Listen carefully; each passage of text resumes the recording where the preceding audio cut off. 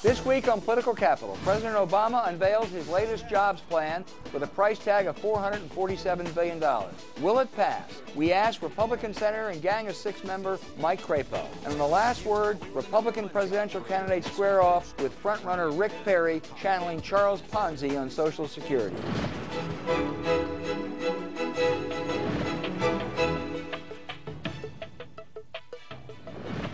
We begin the show with Senator Mike Crapo of Idaho, who joins us here in the studio. Thank you for being with us today, Senator. Thank you, Al. It's good to be with you. Let me start off by asking you about the President's Thursday night address to Congress, his jobs initiative. Your impression, did he do well? Did he make sense? Well, I think he gave an incredibly powerful speech, but frankly, I was discouraged by it for a number of reasons. It continues to look at temporary solutions that are very expensive, continues to try to spend our way into a prosperous economy.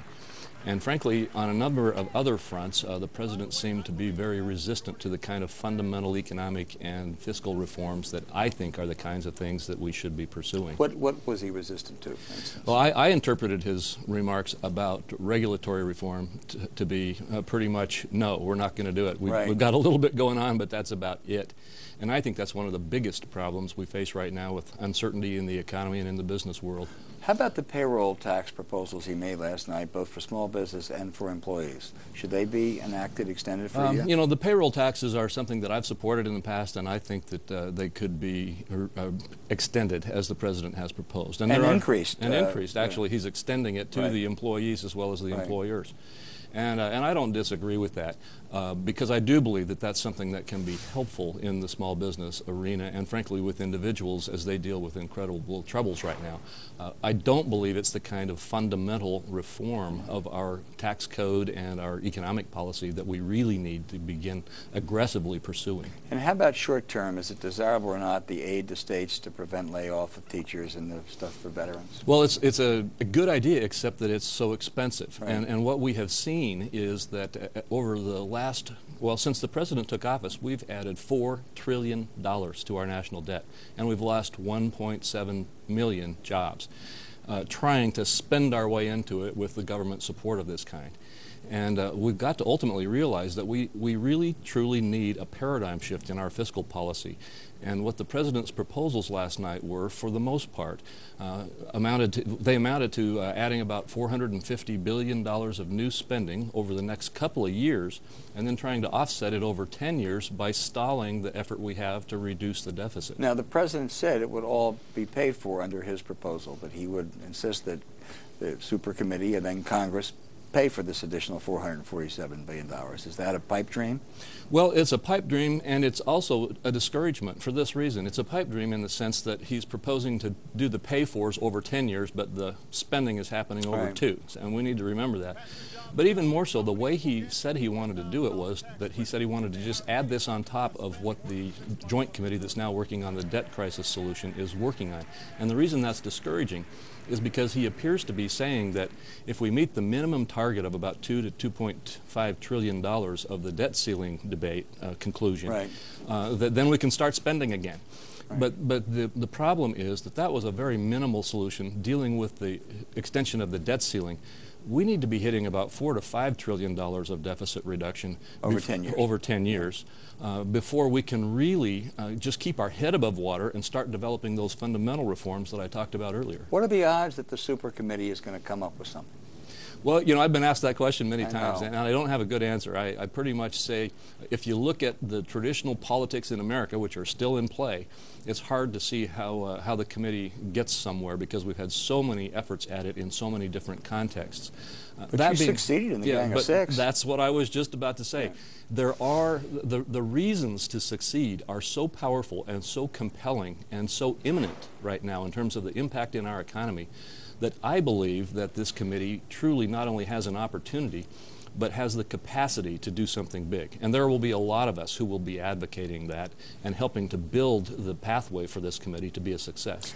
But Senator, you also were on the Bowles-Simpson Commission and looking at both of that, the Bowles-Simpson and at the Gang of Six. The one thing that happened is that there were sufficient numbers of people from the Democrats, the left, if you will, who gave on entitlements against the base of the party, and there were sufficient number of Republicans like you who, however distasteful, gave on higher revenues against the base of the party. You got to do both to get something done, don't you? You really do, but I want to clarify that because on entitlement reform, that's straightforward. We need to get in and do the kind of fundamental reform that will help us to change the spending lines.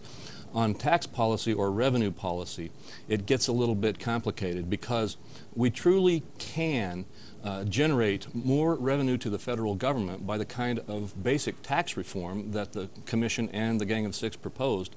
And we can actually achieve that in a revenue-neutral way at the outset, but grow the economy. But both Bowles-Simpson and the Gang of Six would result in net revenue increases. And they're very clear that we're going to have to increase taxes some. Tax reform, too, and that may produce more revenue down the road, but we're also going to have to increase taxes. Bowles-Simpson did. The Gang of Six had proposed that we utilize dynamic scoring as we create the rate reductions.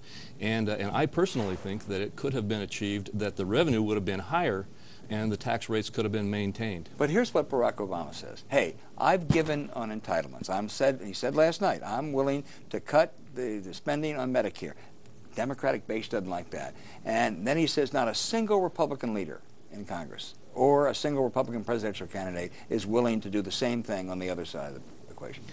But he always brings it back to making the wealthy pay their fair share and saying that his proposal is raising taxes. And again, whether it's the Gang of Six or the Bowles-Simpson Commission, they did not raise taxes. They reduced the tax rates, and in the Bowles-Simpson case, they didn't reduce them in an entirely equal amount to the reduction of the tax expenditures.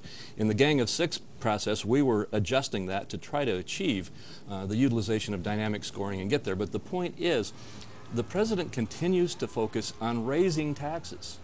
And that is not the solution. I don't support that, and I don't think that there will be prominent support. But weren't you disappointed when the Republican presidential field all said they wouldn't support any kind of package that cut spending by $10 for every $1 of revenue increase? Didn't that disappoint you? I was not disappointed in the sense that they were all holding firm on saying not raising taxes. But I was disappointed that they didn't focus the debate on the kind of tax reform that will generate greater tax revenue.